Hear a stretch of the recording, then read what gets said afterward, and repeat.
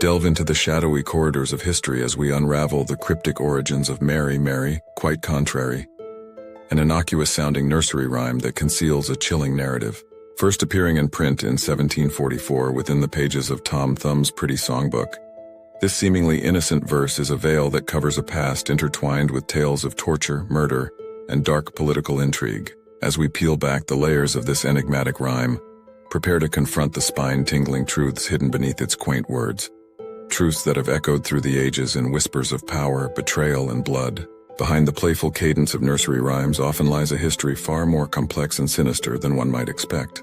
These verses, far from mere child's play, served as covert means to record and communicate significant political events and scandalous intrigues during times when literacy was rare. Mary, quite contrary is a prime example of such a rhyme, steeped in layers of historical symbolism and ambiguity.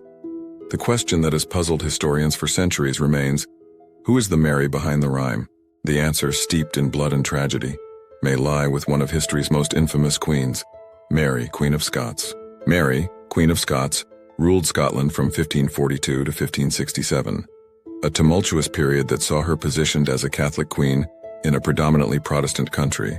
Within the seemingly simple lines of this nursery rhyme, the symbolism connected to her reign begins to emerge. The phrase, "How does your garden grow?" has been interpreted as a reference to the fertile landscapes of Scotland under her rule. Silver bells could symbolize the chimes of Catholic cathedrals, while cockle shells might mock the ornate decorations on a dress gifted to Mary by the King of France. Her extravagant Catholic attire, a source of Protestant disdain, became a symbol of her identity. The line, "Pretty maids all in a row," could refer to her devoted ladies-in-waiting, a quartet who accompanied her throughout the French court and upon her return to Scotland. Yet an earlier version of the rhyme concludes with a far more ominous line, "Sing cuckolds all a row," introducing a darker and more mysterious element. The term cuckold is laden with negative connotations, suggesting a husband with an adulterous wife or one unknowingly raising another man's child. This provocative twist casts a shadow over Mary's tumultuous romantic history, hinting at the scandals that plagued her life and the reputation she earned as a passionate and controversial figure in the courts of Europe. Mary's life was initially a fairy tale, seemingly destined for happiness when she married Francis II, King of France. But tragedy struck just 2 years into their marriage when Francis died, plunging Mary into a period of uncertainty and grief. Upon returning to Scotland, her life took another dramatic turn when she met and married the fiery and ambitious Lord Darnley, Henry Stuart. Their marriage, initially fueled by passion, quickly became a tempestuous struggle for power. The flames that once united them were soon replaced by bitterness and resentment, revealing a volatile relationship marred by conflict and mutual distrust. Mary had been willing to share her authority with Darnley, but he harbored grander ambitions, expecting her to yield her sovereign power entirely. Within months, the affection between them curdled into animosity, shattering the illusions of their once promising union. Darnley, driven by his own desires, indulged in heavy drinking and a string of infidelities, which included an intimate relationship with a young and captivating man named David Rizzio. But the drama didn't end there. In a surprising twist, Rizzio, who had been close to Darnley, found himself captivated by Mary. Rumors of a secret affair between the Queen and her charming secretary began to swirl, painting their relationship in scandalous tones. As Mary's pregnancy advanced, whispers grew that Rizzio, not Darnley, might be the true father of the future king. Consumed by jealousy, Darnley devised a sinister plan to eliminate Rizzio and secure his own power. On March 9, 1566, tension filled the air at the Palace of Holyrood House. Lord Darnley and a group of about 80 conspirators, led by the enigmatic Lord Ruthven, stealthily navigated the palace corridors, their footsteps echoing with malevolent intent. Their destination was the Queen's supper chamber, where Mary, unaware of the impending danger, was enjoying the company of her friends, including Rizzio. As the doors to the chamber swung open, Lord Ruthven entered, clad in armor and exuding an air of menace. In a voice cold with resolve, he accused Rizzio of dishonoring the Queen. Mary, ever the diplomat, attempted to defuse the situation, urging Ruthven to leave and suggesting that Parliament address any grievances against Rizzio. But her pleas fell on deaf ears. Ruthven drew his dagger and the room's tension reached a boiling point. Mary, sensing the impending violence, rose in anger, a force to be reckoned with. Rizzio, realizing the gravity of the situation, sought refuge behind her. Her friends rushed to protect her, struggling with Ruthven, but their efforts were in vain. In the chaos that followed, Rizzio was dragged into an adjoining room, leaving Mary helpless as a pistol was brandished at her, a stark reminder of her vulnerability. In the next room, a gruesome scene unfolded. Rizzio, trapped and terrified, was brutally attacked, stabbed 56 times by his assailants in a frenzy of violence. The final blow was delivered by an assassin wielding Lord Darnley's dagger, sealing Rizzio's tragic fate. His lifeless body was stripped of its clothing and thrown down the palace stairs, a grim testament to the depths of human treachery. But this was only the beginning of Mary's tragic tale. Just a year later, Lord Darnley met a mysterious and violent end that continues to intrigue historians to this day. In the early hours of February 10, 1567, an explosive plot unfolded in Edinburgh, shattering the silence of the night. The provost's house of Kirklefield, where Darnley had sought refuge during an illness, was rocked by an explosion so powerful it reduced the building to rubble. In the aftermath, Darnley's lifeless body was discovered in a nearby garden, strangely untouched by the blast. The discovery of his body alongside that of his groom posed more questions than it answered. Intriguingly, despite the devastation caused by the explosion, Darnley's body showed signs of strangulation, suggesting that he may have been murdered before the explosion was set off. Historian Magnus Magnusson speculated that Darnley, alerted to the danger, may have attempted to escape with his groom, only to be caught and killed by his enemies. The discovery of a chair and rope nearby hinted at a possible escape attempt through a window on the upper floor. Was the explosion an elaborate cover-up, designed to obscure the truth of their deaths? Queen Mary mourned her husband for 40 days, but rumors circulated through the streets of Edinburgh, casting doubt on her innocence. Was she truly a grieving widow, or had she played a role in her husband's death? Are you enjoying this video? Like, subscribe, and get notified for more spine-chilling mysteries. The Earl of Bothwell, a man of power and shadowy influence, soon emerged as a central figure in the ensuing scandal. Whispers suggested that he had provided the gunpowder for the explosion, and evidence pointed to his involvement in the plot. The streets of Edinburgh soon filled with placards and pamphlets accusing Mary and Bothwell of an illicit affair and Darnley's murder. The intrigue deepened on April 24, 1567, when Bothwell and his 800 men confronted Mary on a desolate road between Linlithgow Palace and Edinburgh. Under the guise of offering her protection, Bothwell led Mary to his castle at Dunbar, where she was effectively held captive.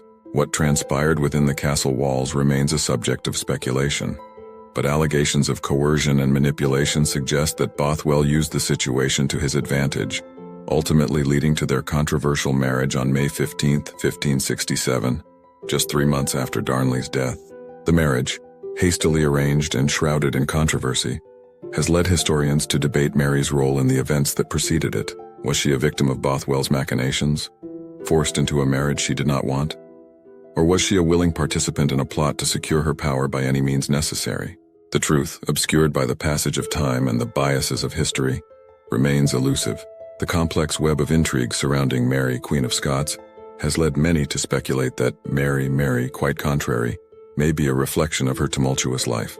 The rhyme's cryptic lines could be a veiled reference to the scandals, betrayals, and tragedies that defined her reign. The tale of Rizzio's murder, Darnley's mysterious death, and Mary's subsequent marriage to Bothwell are stories that continue to fascinate, reminding us that even within the most regal corridors, the shadows hold secrets that defy time. But there is another theory, one that shifts the focus to a different Mary of the same era, a woman whose name has become synonymous with religious persecution and bloodshed. Mary Tudor, also known as Bloody Mary. Mary Tudor, the daughter of Henry VIII and Catherine of Aragon, ascended to the English throne in 1553, following a turbulent period marked by her father's creation of the Church of England and the annulment of his marriage to her mother. Mary, a staunch Catholic, was determined to restore Catholicism to England, a mission that would earn her a reputation as one of the most fearsome monarchs in English history. Within this context, another interpretation of Mary, quite contrary, takes shape, a rhyme that might reflect the paradoxes of her reign, her fervent religious convictions, and the bloody campaign she waged against Protestantism. The line, "How does your garden grow?" in this version of the story could be interpreted as a reference to the kingdom Mary sought to cultivate, a garden of Catholicism, meticulously nurtured through her efforts to reverse the Protestant Reformation. Yet this garden was watered with the blood of those who defied her will. The term silver bells might refer to the Catholic church bells that rang out during her reign, symbols of the faith she was desperate to revive. Cockle shells could symbolize the badges worn by Catholic pilgrims, or perhaps more darkly, instruments of torture used during her reign. The phrase "pretty maids all in a row" might then take on a far more sinister meaning. Rather than innocent ladies-in-waiting, these maids could symbolize the rows of Protestant martyrs lined up for execution, a chilling reminder of Mary's bloody legacy. It is well documented that during her 5-year reign, Mary ordered the execution of hundreds of Protestants, burning them at the stake in a campaign that sought to purge England of religious dissent. This brutal enforcement of her faith earned her the moniker Bloody Mary, a title that has overshadowed her legacy ever since. One of the most compelling aspects of the Mary, Mary, quite contrary rhyme, when linked to Mary Tudor, is how it encapsulates the contradictions of her character and reigns. On one hand, she was a queen deeply committed to her faith and determined to restore what she saw as the true church. On the other, her methods, marked by ruthless persecution and a series of political missteps, left her one of the most reviled figures in English history. In its simplicity, the rhyme may encapsulate these contradictions, offering a veiled critique of a queen who sought salvation for her soul at the cost of so many lives. However, there is yet another intriguing layer to consider in interpreting this nursery rhyme. Are you enjoying this video? Like, subscribe, and get notified for more spine-chilling mysteries. Beyond the specific identities of Mary, Queen of Scots, or Mary Tudor, Mary, Mary, quite contrary, could be seen as a broader commentary on the nature of power and the women who wielded it in a time when female sovereignty was both rare and fraught with peril. The rhyme's contrariness might symbolize the problematic position these queens found themselves in, constantly at odds with their subjects, their advisors, and the expectations placed upon them by a male-dominated society. In this sense, the rhyme might not refer to a single historical figure, but rather to the archetype of the female ruler, an outsider to the traditional order, who must navigate a treacherous path of power where every action is scrutinized, every decision potentially leading to conflict and betrayal. The garden could then symbolize the nation each of these queens sought to cultivate, while the silver bells, cockle shells, and pretty maids are the symbols of the complexities and dangers inherent in their reigns. Consider too the possibility that the rhyme is not merely about the historical Marys, but rather a reflection of the collective memory of their reigns, how history, passed down through the ages in the form of folklore and nursery rhymes, distills complex figures into simple, memorable verses. In this way, Mary, Mary, quite contrary, might represent how history treats controversial figures, reducing their legacies to a few symbolic elements that are easier to remember, if not consistently accurate. But which of these interpretations holds the most truth? Is Mary, Mary, quite contrary a veiled account of Mary, Queen of Scots, her tragic love life, and her downfall? Or does it tell the tale of Mary Tudor, whose religious fervor led to one of the bloodiest periods in English history? Or is it a broader commentary on the nature of female power in a patriarchal world? As with many nursery rhymes, the true meaning of Mary, Mary, quite contrary is likely lost to time, its origins obscured by the passage of centuries. What remains are the stories we tell, the theories we craft, and the interpretations we choose to believe. Whether viewed as a historical document, a piece of political satire, or a reflection of societal attitudes, the rhyme continues to captivate and intrigue, inviting us to look deeper into the shadows of history. This ambiguity has allowed Mary, Mary, quite contrary to endure for so long. The rhyme's simple structure and catchy rhythm make it easy to remember, while its underlying mystery encourages endless speculation. Each new theory adds a layer to its story, making it a living piece of history that evolves with each generation that encounters it. The beauty of these ancient rhymes lies in their ability to connect us to the past, while leaving enough room for imagination. Whether we view Mary, Mary, quite contrary, as a window into the lives of two of history's most notorious queens, or as a broader reflection on the nature of power, it reminds us of the complex interplay between history and folklore. As we continue to explore the origins of nursery rhymes and other folklore, we must remember that these stories, however innocuous they may seem, often carry the weight of history with them. They are the echoes of the past, filtered through the lens of time, and like all echoes, they can be distorted, amplified, or misunderstood. But it is in the search for their origins, in the act of peeling back the layers of history, that we find the true value of these tales. In conclusion, Mary, Mary, quite contrary is far more than a simple nursery rhyme. It is a window into the dark and complex histories of the queens who may have inspired it, a reflection of the societal attitudes towards female rulers, and a testament to the enduring power of folklore. As we have seen, the rhyme can be interpreted in many ways, each one offering a different perspective on the lives and legacies of Mary, Queen of Scots, and Mary Tudor. The true meaning of the rhyme may remain a mystery, but its ability to captivate and intrigue us is undeniable. Which interpretation resonates with you the most? Do you believe the rhyme is about the tragic life of Mary, Queen of Scots, or the bloody reign of Mary Tudor? Or perhaps you see it as a broader commentary on the challenges faced by women in power? Whatever your view, one thing is certain. Mary, Mary, quite contrary, will continue to be a source of fascination and debate for generations to come. Which nursery rhyme would you like us to delve into next? Tell us in the comments. We appreciate you greatly. Like and subscribe.